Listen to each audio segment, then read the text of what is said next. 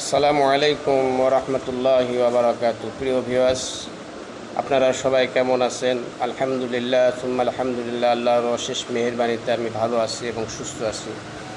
দোয়া করি আল্লাহ তাআলা আপনাদেরকে যেন ভালো রাখেন এবং সুস্থ রাখেন, সর্ব অবস্থায় সুখে শান্তিতে রাখে, এই কামনাই করি। প্রিয় ভিউয়ার্স, আমরা 5 ওয়াক্ত নামাজ জামাতের সহিত পড়ি। নামাজের মধ্যে অনেক সময় আমরা বেখিয়ালপনা করি, বিভিন্ন রকমের তামাশা বা অনিয়ম করি, যার কারণে হুজুর আকরাম সাল্লাল্লাহু আলাইহি সাল্লাম এই ব্যাপারে একটা হাদিস আলোচনা করছেন। সেই বিষয়ে ওই হাদিসের উপর কিছু আলোচনা করা হবে। হযরত আয়েশা রাদিয়াল্লাহু এর মাতা উম্মে রুমান রাদিয়াল্লাহু তাআলা আনহা বলেন, একবার আমাকে নামাজের মধ্যে একটু এদিক সেদিক ঝুঁকিয়া পড়িতে দেখিয়া হযরত আবু বকর সিদ্দিক রাদিয়াল্লাহু তাআলা আনহু আমাকে এত জোরে ধমক দিলেন যে ভয়ে আমার নামাজ নষ্ট হইবার উপক্রম হইল।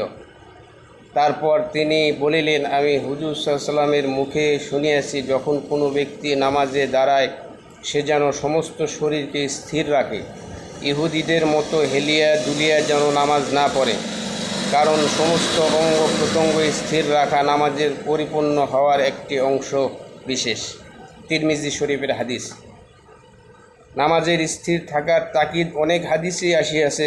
হুজুর সাল্লাল্লাহু আলাইহি ওয়াসাল্লামের অভ্যাস ছিল আকাশের দিকে তাকাইয়া থাকা, কারণ ওহীর ফেরেশতারা তিনি ইন্তেজার থাকতেন।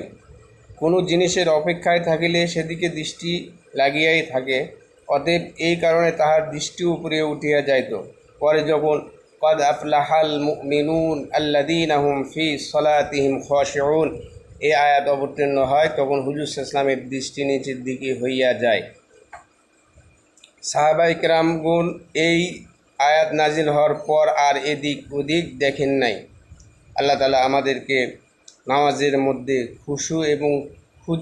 খুজু এবং খুশুর সহিত নামাজ আদায় করার তৌফিক দান করুন, এবং নামাজের মধ্যে একগ্রতা যেন থাকে, এইরকমভাবে সচেষ্ট থাকি। আল্লাহ তাআলা আমাদের সবাইকে কবুল করুক। তাই ভিডিওটা বেশি বেশি করে শেয়ার করি এবং লাইভ করি। আসসালামু আলাইকুম ওয়া রাহমাতুল্লাহি ওয়া বারাকাতুহু।